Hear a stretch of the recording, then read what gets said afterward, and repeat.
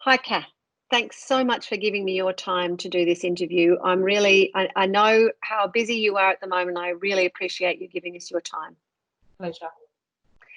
I'm interviewing Cath Davis for one of the vlog series for the family violence leadership newsletter that FSSI has been doing. And I'm really pleased to introduce Cath to you.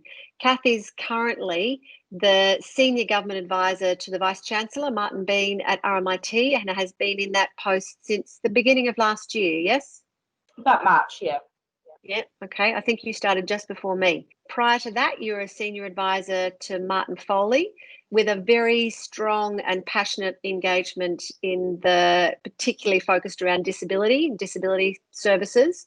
And before that, you've held a whole range of roles within the union movement with a particular focus on women's experience at employment. One of the things that Cath and I have in common and we've shared is that we both learnt a lot of our trade as women's officers in student politics. And Cath was the women's officer for the National Union of Students while she was at university. At RMIT, yes? Yes, alumni. Yeah, so which is another thing that we have in common.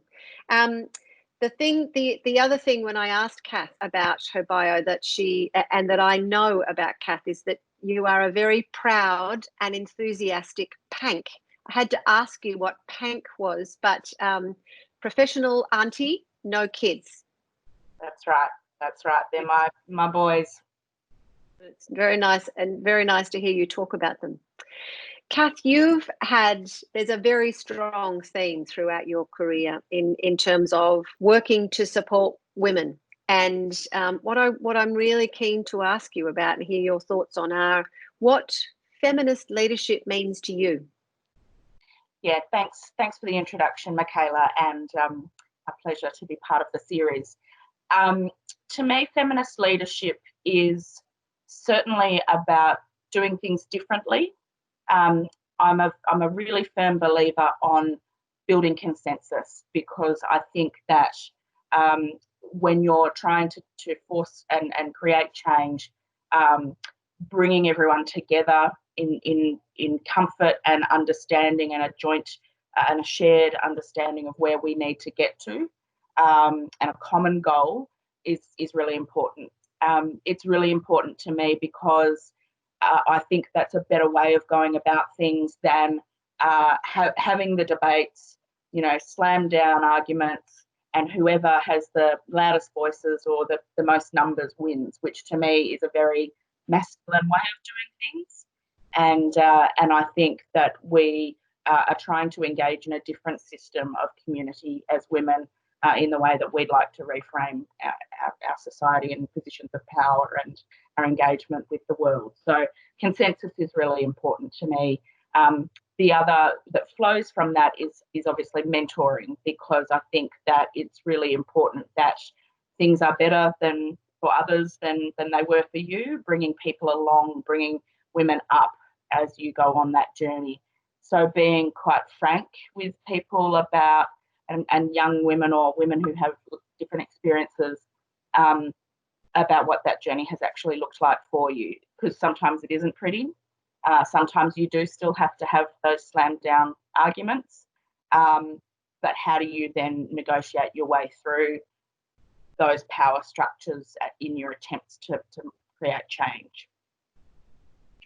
So that's a really good segue into what my next question is for you. I think what you've talked about managing and thinking through the processes and the way things are done is really important. Cath, you've also you're currently working alongside the leadership with RMIT, going through some incredibly challenging times with the impact of the pandemic on the university sector. You were really closely working with Martin Foley and government during all of the impact of the introduction of the National Disability Insurance Scheme and all of the change that came with that. So what I'm curious about is what you've learnt and what your advice and thoughts are about managing through change. Yeah, I didn't know that I'd be living through so many tumultuous periods, but I think the thing that I certainly learnt in government and working with a very strong team was about having your expectations very clear, setting them based on your principles and your values, so that when there's pressure and pushback on those expectations from people who are resistant to change or have another agenda, that you're very clear about what that line is. An example of that when we were working through the NDIS was we were given the advice by Rhonda Galbally, a very prominent disability activist and women's activist, to question at every point, is this decision going to make the lives of people with disabilities better?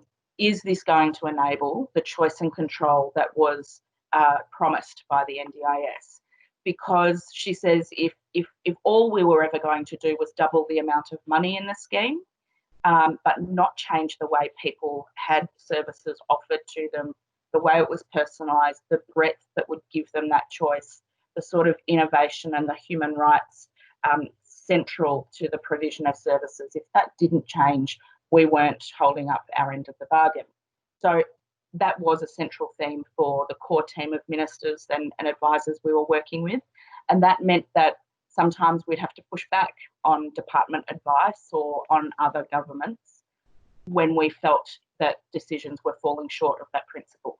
So it meant things like going back to the NDIA to say that the planning process is not working for people, and that we would supplement in Victoria to really try and push for different ways of doing that planning.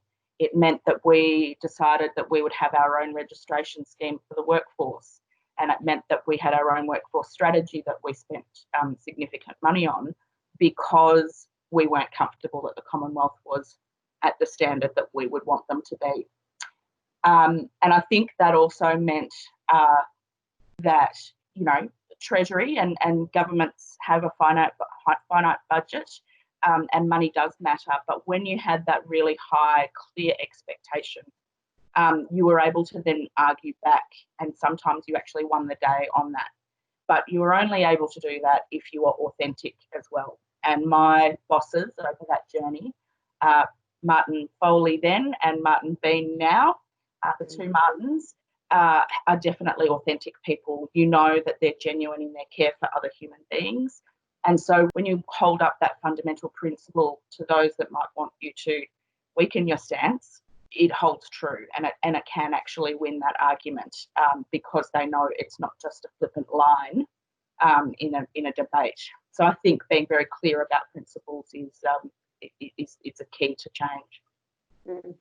And Cath, if I can say, I think that your passionate conviction to your principles is a hallmark of your leadership and the way you engage with people. This vlog series really is down to you, and a conversation that you and I had when we went together up to Mildura to speak to one of the family violence leadership cohorts. And you were so passionate about rolling up your sleeves and how can I help? Regardless what is it that I can do to help this sector and these bunch of leaders with a series of what we thought were going to be face-to-face forums that's moved online. So thank you very much, Cath, for the passion that you bring to your work and the support that you've shown Fizzy in producing these leadership series. My pleasure. As always, if I know you make a difference, that's where I'd like to be working alongside you. So pleasure. Thanks, Cath.